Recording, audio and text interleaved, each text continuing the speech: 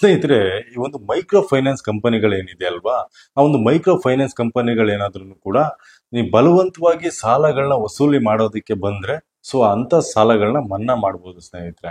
ಅಂದ್ರೆ ಇದನ್ನ ನಾವು ಹೇಳ್ತಿರುವಂತದ್ದಲ್ಲ, ಸರ್ಕಾರದಿಂದನೇ ಈ ಒಂದು ನಿರ್ಧಾರವನ್ನು ತಗೊಂಡಿದ್ದಾರೆ ಅಂತಾನೆ ಹೇಳ್ಬೋದು.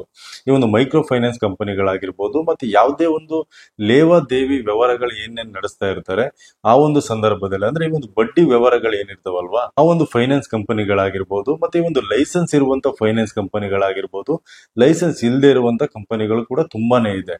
ಅದ್ ಯಾವುದೇ ಒಂದು ಫೈನಾನ್ಸ್ ಕಂಪನಿಗಳಾದ್ರೂ ಕೂಡ ಜನರಿಗೆ ಕಿರುಕುಳ ಕೊಡುವಂಥದ್ದು ಮತ್ತೆ ಬಲವಂತವಾಗಿ ಆ ಒಂದು ಸಾಲಗಳನ್ನ ವಸೂಲಾತಿ ಮಾಡುವಂಥದ್ದು, ಮತ್ತೆ ಈ ಒಂದು ಆಸ್ತಿ ಪತ್ರಗಳನ್ನ ತೆಗೆದುಕೊಳ್ಳುವಂಥದ್ದು, ಮತ್ತೆ ಈ ಒಂದು ಮನೆ ಪತ್ರಗಳನ್ನೆಲ್ಲ ತಗೊಂಡು ಆ ಒಂದು ಸಾಲಗಳನ್ನ ಮರುಪಾವತಿಗೆ ಮುಂದಾಗುವಂಥದ್ದು. ಮತ್ತೆ ಕೆಲವೊಂದು ಕಡೆ ಏನಾಗಿದೆ ಅಂತಂದ್ರೆ ಈ ಒಂದು ಮನೆಗಳಿಗೆ ಅವರೇ ಒಂದು ಬೀಗನ ಹಾಕಿ ಅವರ ಒಂದು ಹೆಸರು ಬರೆಯುವಂಥದ್ದು. ಅಂದ್ರೆ ಈ ಒಂದು ಮೈಕ್ರೋ ಫೈನಾನ್ಸ್ ಈ ಒಂದು ಸಾಲನ ತಗೊಂಡಿದ್ದಾರೆ, ಇದು ಯಾವುದನ್ನು ಕೂಡ ಮಾಡೋ ಹಾಗಿಲ್ಲ. ಮಾಡಿದ್ರೆ ಆ ಒಂದು ಸಾಲನ ಮನ್ನಾ ಮಾಡಬಹುದು ಸ್ನೇಹಿತರೆ. ಅದೇ ರೀತಿಯಾಗಿ ಸರ್ಕಾರ ಕೊನೆಯದಾಗಿ ಒಂದು ಮಾರ್ಗಸೂಚಿಗಳನ್ನು ಕೂಡ ಬಿಡುಗಡೆ ಮಾಡಿತ್ತು. ಅದಕ್ಕೆ ಈ ಒಂದು ಯಾವುದೇ ಒಂದು ಮೈಕ್ರೋ ಫೈನಾನ್ಸ್ಗಳು ಕೂಡ ಕೇರೆ ಮಾಡಲಿಲ್ಲ. ಹಾಗಾಗಿ ಈ ಒಂದು ಸಂದರ್ಭದಲ್ಲಿ ಈ ಒಂದು ನಿರ್ಧಾರನ ತಗೊಂಡಿದೆ ಅಂತಾನೆ ಹೇಳ್ಬೋದು.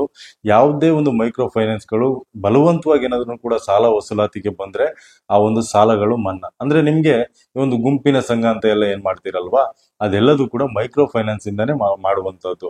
ಆ ಗುಂಪಿನ ಸಂಘ ಮಾಡುವಂತದ್ದು ಮತ್ತೆ ಅದರಲ್ಲಿ ಇಂತಿಷ್ಟು ಅಂತ ಹಣನ ನೀವು ತಗೊಳ್ಳುವಂತದ್ದು, ಇದೆಲ್ಲದನ್ನು ಕೂಡ. ಅದೇ ರೀತಿಯಾಗಿ ಈ ಒಂದು ಮೈಕ್ರೋ ಫೈನಾನ್ಸರ್ ಈ ಒಂದು ಕಿರುಕುಳನ ತಡ್ಕೊಳಕ್ಕಾಗದೆ ತುಂಬಾ ಊರುಗಳಲ್ಲಿ ಈ ಒಂದು ಜನರೆಲ್ಲ ಒಂದು ಊರುಗಳನ್ನೇ ಬಿಟ್ಟು ಹೋಗುವಂತದ್ದು, ಮತ್ತೆ ಈ ಒಂದು ಆತ್ಮಹತ್ಯೆ ಕೂಡ ಪ್ರಯತ್ನ ಪಡುವಂತದ್ದು, ಇದೆಲ್ಲದನ್ನು ಕೂಡ ಮಾಡಿದ್ದಾರೆ. ಹಾಗಾಗಿ ಈ ಒಂದು ನಿರ್ಧಾರ ಸರ್ಕಾರನೇ ತಗೊಂಡಿದೆ ಅಂತಾನೆ ಹೇಳ್ಬೋದು. ಅದೇ ರೀತಿಯಾಗಿ ಸ್ನೇಹಿತರೆ, ನನಗೆ ತುಂಬಾ ಜನರು ಕಮೆಂಟ್ ಮಾಡ್ತಾ ಇದ್ರಿ, ಈ ಒಂದು ಮೈಕ್ರೋ ಫೈನಾನ್ಸ್ ನ ಒಂದು ಹಾವಳಿನ ನಮ್ ಕೈ ತಡ್ಕೊಳಕ್ ಆಗ್ತಾ ಇಲ್ಲ, ಕಿರುಕುಳನ ತಡೆಯೋದಕ್ ಆಗ್ತಾ ಇಲ್ಲ, ದಯವಿಟ್ಟು ಕೂಡ ಈ ಒಂದು ಮೈಕ್ರೋ ಫೈನಾನ್ಸ್ ನ ನಮ್ಗೆ ಒಂದು ಸಾಲನ ಮನ್ನಾ ಮಾಡಿ ಅಂತ ತುಂಬಾ ಜನರು ಕಮೆಂಟ್ ಮಾಡ್ತಾ ಇದ್ರಿ. ಆದ್ರೆ ಸ್ನೇಹಿತರೆ, ನೀವು ಇಲ್ಲಿ ಒಂದು ಅರ್ಥ ಮಾಡ್ಕೋಬೇಕಾಗುತ್ತೆ.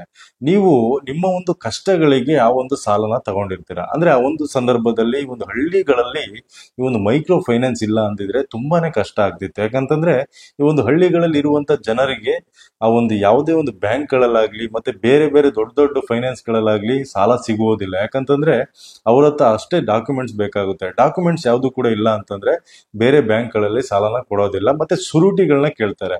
ಆ ಒಂದು ತೋಟಗಳಾಗಿರ್ಬೋದು, ಗದ್ದೆಗಳಾಗಿರ್ಬೋದು, ಮತ್ತೆ ನಿಮ್ಮೊಂದು ಆಸ್ತಿಗಳನ್ನ ಸುರುಟಿನ ತಗೊಂಡು ಅದಾದ ನಂತರದಲ್ಲಿ ಬ್ಯಾಂಕ್ ಗಳಲ್ಲಿ ಸಾಲ ಕೊಡುವಂತದ್ದು. ಆದ್ರೆ ಈ ಒಂದು ಮೈಕ್ರೋ ಫೈನಾನ್ಸ್ ಅಲ್ಲಿ ನಿಮ್ಗೆ ಜಸ್ಟ್ ಒಂದು ಆಧಾರ್ ಕಾರ್ಡು ಮತ್ತೆ ಪ್ಯಾನ್ ಕಾರ್ಡು, ಕ್ರೆಡಿಟ್ ಸ್ಕೋರ್ ನೋಡಿದ ನಂತರದಲ್ಲಿ ನಿಮ್ಗೆ ಸಾಲಗಳನ್ನ ಕೊಡ್ತಾ ಇದ್ರು. ಆದ್ರೆ ಇದನ್ನು ಕೂಡ ತುಂಬಾನೇ ಹೆಲ್ಪ್ ಆಗಿದೆ ಜನರಿಗೆ. ಆದ್ರೆ ನೀವು ಇದನ್ನ ಅರ್ಥ ಮಾಡ್ಕೋಬೇಕಾಗುತ್ತೆ. ಅವರು ಯಾವ ರೀತಿಯಾಗಿ ಹಣನ ನಿಮ್ಮ ಕಷ್ಟಗಳಿಗೆ ಕೊಟ್ಟಿದ್ದಾರೆ, ನೀವು ಕೂಡ ಅದೇ ರೀತಿಯಾಗಿ ರಿಟರ್ನ್ ಮಾಡ್ಬೇಕಾಗುತ್ತೆ. ಅದು ನಿಮ್ಮ ಒಂದು ಧರ್ಮ ಅಂತಾನೆ ಹೇಳ್ಬೋದು ಸ್ನೇಹಿತರೆ. ಯಾಕಂತಂದ್ರೆ ಸಾಲ ತಗೊಳ್ಳುವಂತ ಸಂದರ್ಭದಲ್ಲಿ ತುಂಬಾನೇ ಖುಷಿಯಾಗಿ ತಗೊಳ್ತೀವಿ, ಮತ್ತೆ ಕೊಡುವಂತ ಸಂದರ್ಭದಲ್ಲಿ ತುಂಬಾನೇ ನಾವು ಬೇಸರ ಮಾಡ್ಕೊಳ್ತೀವಿ, ಮತ್ತೆ ಕಷ್ಟ ಆಗುತ್ತೆ. 100% ಕಷ್ಟ ಆಗುತ್ತೆ. ಕಷ್ಟ ಆದಂತ ಸಂದರ್ಭದಲ್ಲಿ ನೀವ್ ಏನ್ ಮಾಡ್ಬೇಕಂದ್ರೆ ಸ್ವಲ್ಪ ಸಮಯನ ತಗೊಂಡ್ರು ಪರವಾಗಿಲ್ಲ, ಬಟ್ ಆ ಒಂದು ಸಾಲನ ರಿಟರ್ನ್ ನೀವು ಮಾಡ್ಲೇಬೇಕಾಗುತ್ತೆ. ಈ ಒಂದು ಬಡ್ಡಿಗಳು ಏನಿದೆಯಲ್ಲ, ಇಂಟ್ರೆಸ್ಟ್ ರೇಟ್ ಏನಿದೆಯಲ್ಲ, ಅದು ತುಂಬಾನೇ ಜಾಸ್ತಿ ಇರುವಂತ ಸಂದರ್ಭದಲ್ಲಿ ಅದನ್ನ ನೀವು ಬೇಕಾದ್ರೂ ಕೂಡ ಕಟ್ ಮಾಡಿದ್ರು ಕೂಡ ಆ ಒಂದು ಪ್ರಿನ್ಸಿಪಲ್ ಅಮೌಂಟ್ ಏನಿರುತ್ತಲ್ವಾ, ನೀವೆಷ್ಟು ಸಾಲನ ತಗೊಂಡಿರ್ತೀರಾ ಅದನ್ನಾದ್ರೂ ಕೂಡ ನೀವು ರಿಟರ್ನ್ ಮಾಡ್ಲೇಬೇಕಾಗುತ್ತೆ. ಯಾಕಂತಂದ್ರೆ ನೀವು ಕಷ್ಟದಲ್ಲಿ ಇರುವಂತ ಸಂದರ್ಭದಲ್ಲಿ ಆ ಒಂದು ಮೈಕ್ರೋ ಫೈನಾನ್ಸ್ ಗಳು ನಿಮ್ಮ ಒಂದು ಸಹಾಯಕ್ಕೆ ಬಂದಿದ್ದಾವೆ. ಹಾಗಂತ ಹೇಳ್ಬಿಟ್ಟು ನೀವು ಕೂಡ ಆ ರೀತಿಯಾಗಿ ಸಾಲನ ಮನ್ನಾ ಮಾಡ್ಲಿ ಅಂತ ವೆಯ್ಟ್ ಮಾಡೋದು ಸರಿಯಲ್ಲ. ನೀವು ಕೂಡ ಅದೇ ರೀತಿಯಾಗಿ ಆ ಒಂದು ಸಾಲನ ರಿಟರ್ನ್ ಮಾಡ್ಬೇಕಾಗುತ್ತೆ ಸ್ನೇಹಿತರೆ.